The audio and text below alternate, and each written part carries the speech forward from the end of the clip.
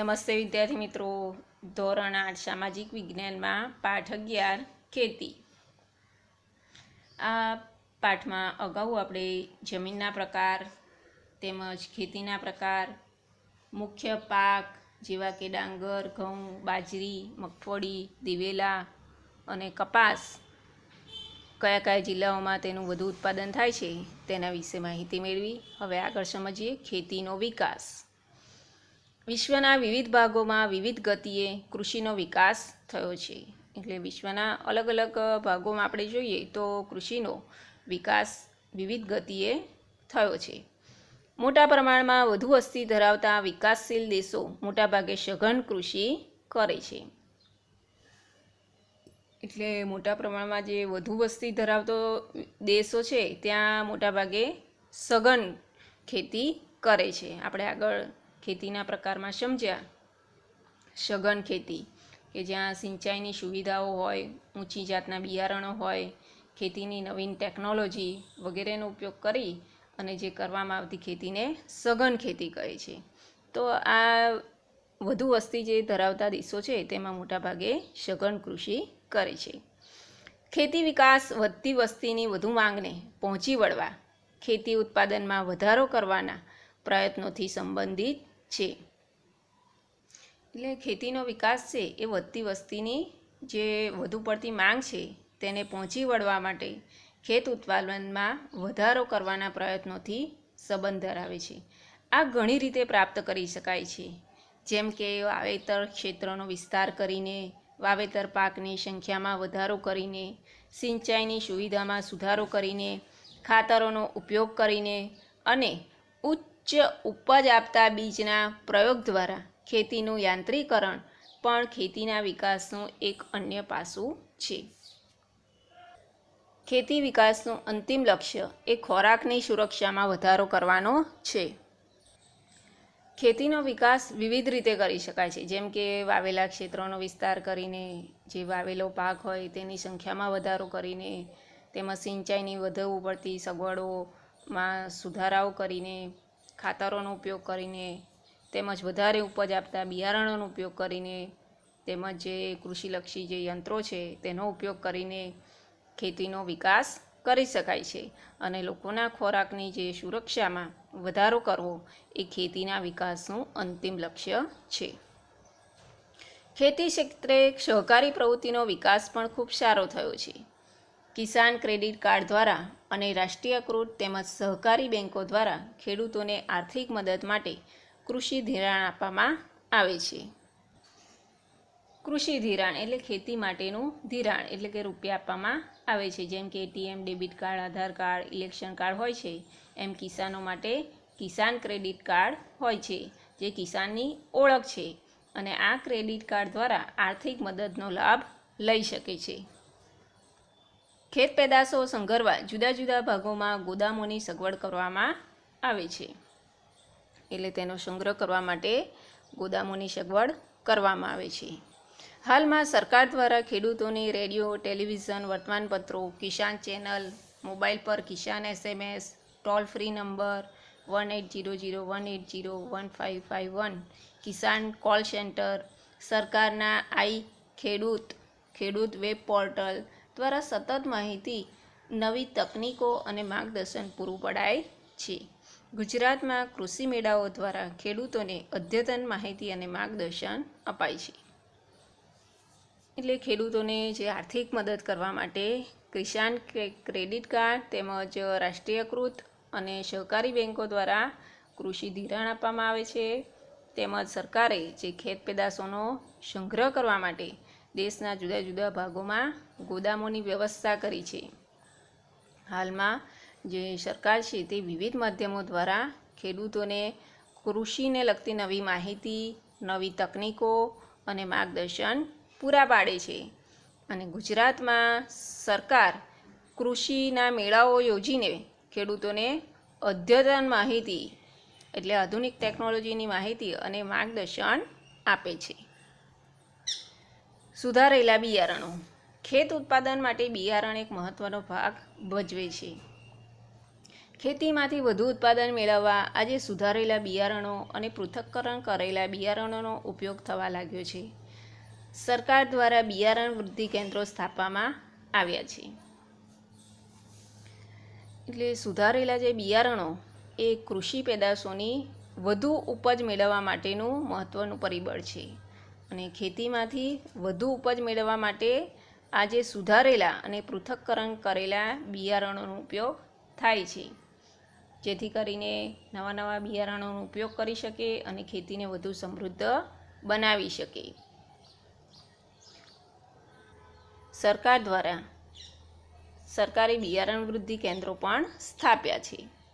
બાયોટેકનિક પદ્ધતિથી બાગાયતી પાકો માટે ખાસ કરીને રોપા તૈયાર કરવામાં આવે છે, જેના દ્વારા વહેલી પાકતી અને વધુ ઉત્પાદન આપતી જાતો વિકસાવાઈ છે.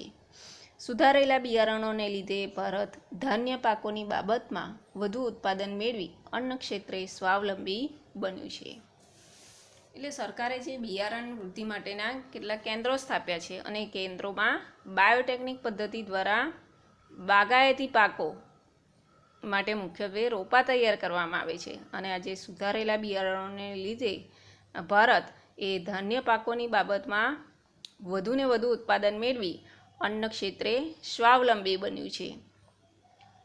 સ્વાવલંબી એટલે સ્વ વિકાસ કર્યો છે, બીજા પર આધાર રાખવો પડતો નથી. જંતુનાશકો. ભારતમાં ખેતીમાં પાકોને થતું નુકસાન અટકાવવા માટે જંતુનાશક રસાયણો મહત્ત્વનો ભાગ ભજવે છે. આપણે જેમ બીમાર પડીએ છીએ તો દવાની જરૂર પડે છે, તેમ ખેતીમાં પાકોને થતું નુકસાન અટકાવવા માટે જંતુનાશક રસાયણો મહત્ત્વનો ભાગ ભજવે છે. ખેતીમાં વધુ પડતા રાસાયણિક જંતુનાશકોના અવિવેકી અને આડેધડ ઉપયોગના કારણે જમીન અને પાણીનું પ્રદૂષણ વધ્યું છે. ખેત પેદાશોમાં ઝેરી તત્વો મનુષ્યના આરોગ્ય પર પણ તે લાંબે ગાળે ખરાબ અસરો પાડે છે. ઘણા લોકો બિલકુલ વ્યસન નથી કરતા છતાં પણ કેન્સર થાય છે. તો તેનું મૂળ કારણ આ છે કે વધુ પડતા જે રાસાયણિક જંતુનાશકોનો અવિવેકી અને આડેધડ ઉપયોગ કરવાથી જમીનની ગુણવત્તા ઘટી છે અને પાણીનું પ્રદૂષણ વધ્યું છે. વળી જે ખેત પેદાશોમાં જંતુનાશકોના જે ઝેરી તત્વો છે એ રહી જાય છે અને જે મનુષ્યના આરોગ્ય પર લાંબા ગાળે ખૂબ માઠી અસરો પાડે છે. ખેતી પાકોમાં નુકસાન કરતી જીવાતોના નિયંત્રણ માટે જીવાણુઓ એટલે કે બેક્ટેરિયા, વિષાણુ, ફૂગ, કૃમિ અને વનસ્પતિજન્ય જૈવિક કીટનાશકોનો ઉપયોગ થાય છે. તેમાં જીવાણુઓ લગભગ 90% હિસ્સો ધરાવે છે. જીવાતો પર લગભગ 100 જેટલા જુદા જુદા જીવાણુઓ રોગ પેદા કરતા નોંધાયેલા છે. કૃષિ પાકોને જે નુકસાન કરતી જીવાતોના નિયંત્રણ માટે જીવાણુઓ એટલે બેક્ટેરિયા, વિષાણુ, ફૂગ, કૃમિ અને વનસ્પતિજન્ય જે આધારિત જૈવિક કીટનાશકોનો ઉપયોગ થાય છે અને તેમાં જે જીવાણુઓ લગભગ 90% હિસ્સો ધરાવે છે. આ જીવાત નિયંત્રણ માટે બીજાણુ ઉત્પન્ન કરતા જીવાણુઓનો ઉપયોગ થાય છે.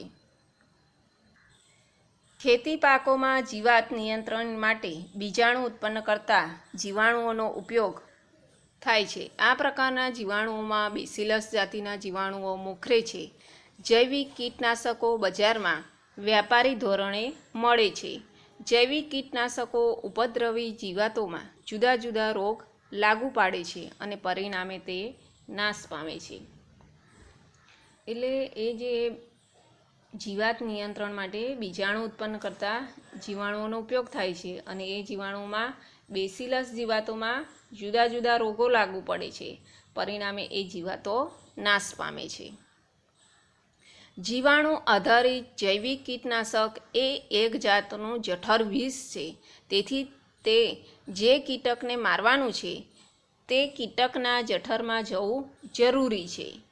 પાક પર જ્યારે જૈવિક કીટનાશકનું પ્રવાહી મિશ્રણ છાંટવામાં આવે છે ત્યારે સુષુપ્તાવસ્થામાં રહેલા જીવંત જીવાણુઓ ઈયળના ખોરાક સાથે તેના આંતરડામાં પહોંચે છે અને ઝેરી પ્રોટીન ઈયળના આંતરડામાં અને ખાસ કરીને મોઢાના ભાગે લકવો પેદા કરે છે. છેવટે ઈયળ મૃત્યુ પામે છે.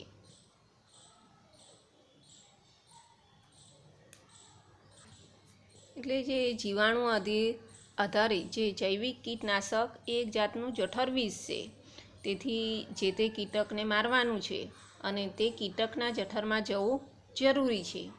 પાક પર જ્યારે જૈવિક કીટનાશકનું પ્રવાહી મિશ્રણ છાંટવામાં આવે છે ત્યારે તે સુષુપ્તામાં રહેલા જીવંત જે જીવાણુઓ છે એ ઈયળના ખોરાકની સાથે તેના આંતરડામાં પહોંચે છે અને ઝેરી પ્રોટીન એ ઈયળના આંતરડામાં અને ખાસ કરીને મોઢાના ભાગે લકવો પેદા કરે છે. છેવટે ઈયળ મૃત્યુ પામે છે. રાસાયણિક કીટનાશકોથી થતી આડઅસરોથી બચવા માટે તેની જગ્યાએ વનસ્પતિજન્ય કીટનાશકોનો ઉપયોગ કરવો જોઈએ. તેમાં ખાસ કરીને લીમડો, કરંજ, મહુડો, તુલસી, રતનજ્યોત, ફુદીનો, કારેલા, તમાકુ, સેવંતી વગેરેનો ઉપયોગ જીવાત નિયંત્રણ માટે થાય છે. એટલે રાસાયણિક કીટનાશકોથી જે થતી આડઅસરોથી બચવા માટે તેને બદલે વનસ્પતિજન્ય કીટનાશકોનો ઉપયોગ કરવો હિતાવહ છે. અને વનસ્પતિજન્ય કીટનાશકોમાં મુખ્યત્વે લીમડો છે, કરંજ, મહુડો, તુલસી, રતનજ્યોત, ફુદીનો, કારેલા, તમાકુ, સેવંતી વગેરે છે, જેનો ઉપયોગ જીવાત નિયંત્રણમાં થાય છે. હવે સિંચાઈની ઉન્નત સગવડો આપણે આગળના ભાગમાં સમજીશું.